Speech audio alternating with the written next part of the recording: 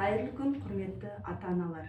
Мен Батыс Қазақстан облысы, Орал қаласы, номері 34-ші Балбұлақ бөбекжайының қазақ тілі мұғалімі Накипова Мөлдір Тұрмағанбетқызы боламын.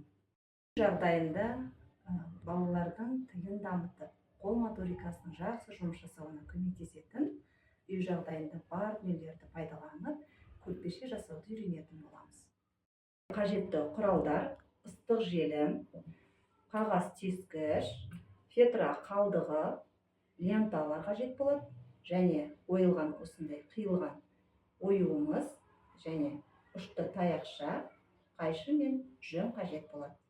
Кесілген дайын тұрған фетраның айналасын қағаз тескішпен тесіп әзірлеп алдым.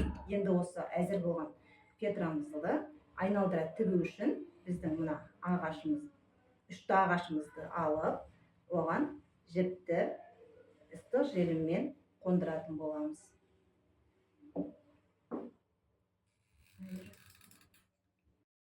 Дайын болған инемізбен, яғни үшкір таяғымызбен фетрамыздың айналасын тігіп шығатын боламыз. Дайын болған көрпешеміздің сыртын мына лентамен және оюмен әсемдеп жабыстырып шығамыз.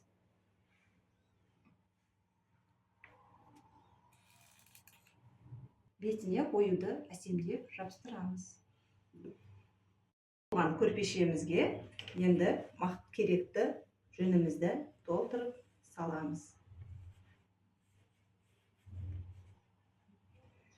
Жүнімізді салып, енді көрпешеміздің аузын мықтап, тағы да осылай жіппен тігіп шығамыз.